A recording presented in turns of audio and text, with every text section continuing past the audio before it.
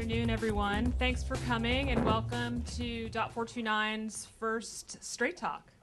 My name is Sabrina Riddle. I'm the Chief Creative Officer for .429. And it's our goal to create experiences for the LGBT professional community and our allies that in particular connect, engage, allow for discovery, and also inspiration. We try to do that online at .429.com and also in person at events like this. We feel like it's the blending of those two things in a national and soon to be international scale is what's really powerful. We think that individually we're amazing, but together we can be even stronger. We appreciate all of you participating in this conference, the first of its kind, and look forward to more. For Straight Talk, we've brought together a really interesting group of industry insiders that are going to talk about, or actually engage in a conversation about authenticity and transparency across three different industries: politics and current affairs, media and entertainment, and fashion and retail. But the through thread is this authenticity and transparency, and which I think is really up for society at large, but has a particular relevance for our community too, because the personal can be so significant with regards to authenticity and transparency.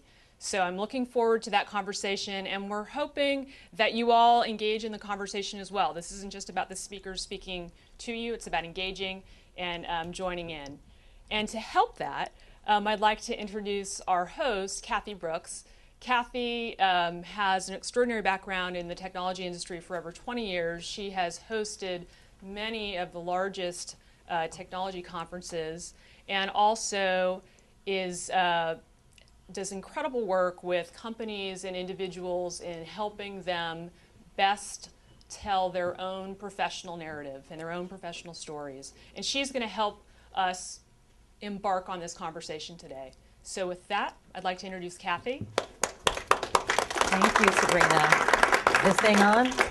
This thing on? You're Hello? on. It is on. Excellent. Although I've never been told that people can't hear me, so without the microphone, you'd probably still hear me anyway. Enjoy. Thank you, Sabrina. I feel kind of like a cruise director today. That makes me sound a little like a cruise director, and I do feel a little bit that way.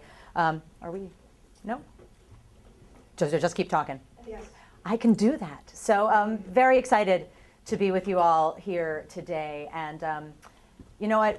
We'll have a little bit of time to talk in between the sessions, but you should know I do want this to be really interactive. This isn't about us, sitting up here talking and you guys watching. This is about you guys engaging with us and asking questions and participating as well. So it's a nice intimate room, nice intimate group.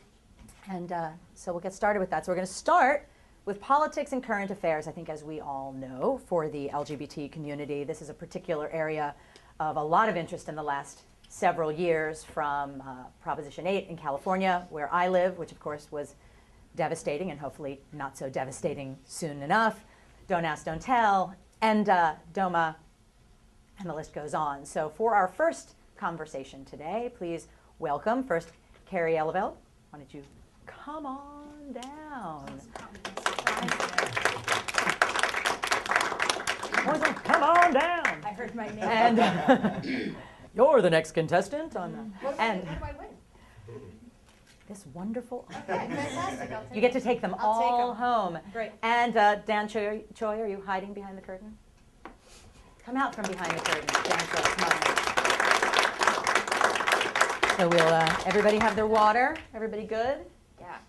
Excellent. Cold lately, so I'll try to. So as Sabrina mentioned, the themes of authenticity and transparency are going to run throughout our day today. But with the topic of public affairs, current affairs, and politics, we're also adding the theme of trust. So, Kerry, let's start with you and your particular experience over the last 3 to 5 years, which has been an incredibly formative time for our community as well as politically speaking. And talk a little bit about how you've seen authenticity and transparency kind of evolve in the world of politics from the role of being really the only LGBT reporter as part of the press corps in the first couple of years of the Obama administration. The only reporter to, actually LGBT reporter to have a sit down Right. with the president. Right. So how have you seen these things evolve under this administration? Well, just to be, I mean, just in the interest of accuracy, let me just say first of all that there are other reporters who work for LGBT outlets who have been, you know, taking part in the White House press corps, but they were not nearly as active in the first 2 years of the administration. I also was very fortunate to be able to cover the primary between Hillary Clinton and Barack Obama, and be in Iowa and spend time in South Carolina and Pennsylvania and see the debates in New Hampshire and things like that.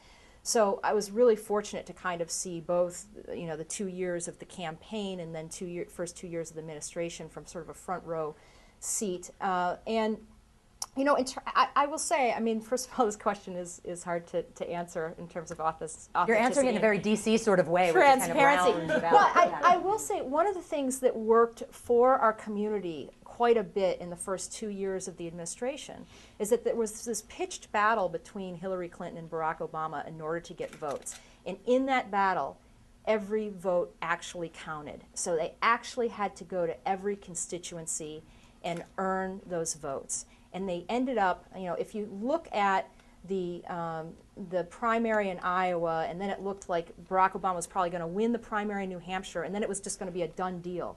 If that had happened, and there hadn't been another 4 or 5 months of campaigning, we would have had a lot less on-the-record comments from both Clinton and Obama about what they would do for the LGBT community once they got elected.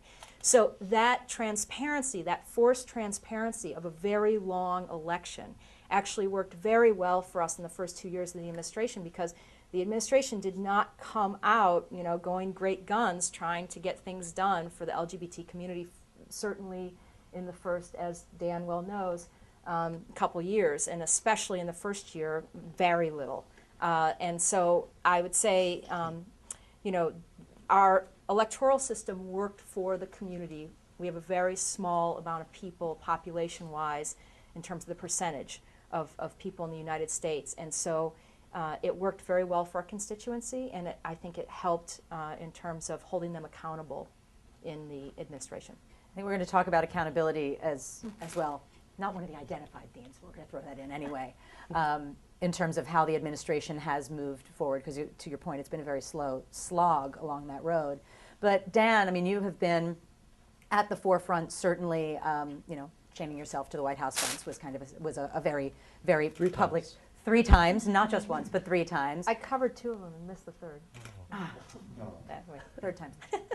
But this, you have really put you put yourself front and center on this debate around Don't Ask, Don't Tell. It took some very personal. It took a very strong personal toll for you along this path as well. Talk a little bit about your experience along this journey. You know, as this authenticity and transparency go, your personal life has become pretty transparent to the world, as well as a leader in this charge.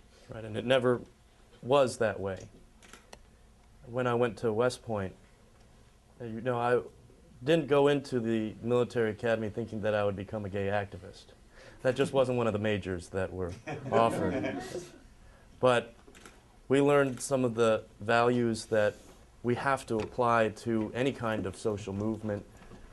Firstly, the honor code, which I know every college has some kind of an honor code, and every corporation has some founding principles and values, guiding values that we live by and do business by. The honor code was very simple. It said, don't lie and don't tolerate liars. There was a cadet prayer that we recited every Sunday that said that we should choose the harder right over the easier wrong. Now, I don't know if our politicians go by that same value system anymore. I've certainly met some that are better at it than others. But I would say in the journey of becoming a social justice activist or gay rights activist, we should not be afraid of using the seemingly disparate or seemingly irrelevant lessons learned from all sorts of careers that we might have had. And we should be able to personally take part in it no matter who we are. That was one thing that I didn't think as a military person, as an Arabic linguist, even as an Asian American. I didn't see very many Asian Americans on TV. I didn't see very many that were taking any prominent positions, visibility in the gay community. So I didn't have very many role models. So personally, it was very bewildering. I voted for Barack Obama because he's black. That's about as much I knew about politics back in 2007 and 8. My friend actually had a Hillary mug. He's a straight guy, and I called him a racist because he had a Hillary mug. That really was how politically naive I was. But when I decided that I should come out, it was, like you said, a very personal journey, a very personal decision, and I felt that I had to visualize the fight. I had to visualize a fight that had been going on for quite some time.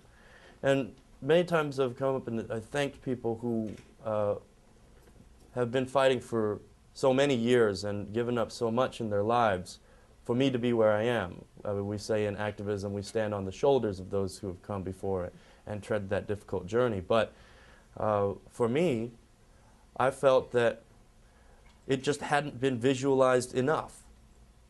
And that's a lesson I think that we can learn in all of our journeys, whether we're talking about getting rid of the Defense of Marriage Act or enacting employment non-discrimination.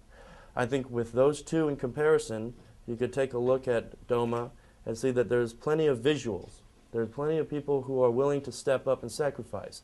With ENDA, unfortunately, we have no Supreme Court cases, unless you count what happened in Colorado with Amendment 2 way back in the 90s. Nothing in particular about the ENDA as we see it right now. And as people wonder why our community can't put the resources in or why we're not getting behind certain agenda priorities, which should be at the top of the list, it's a simple matter of not whether we set the agenda in a back room or in a lobby caucus, but whether people are willing to visualize it.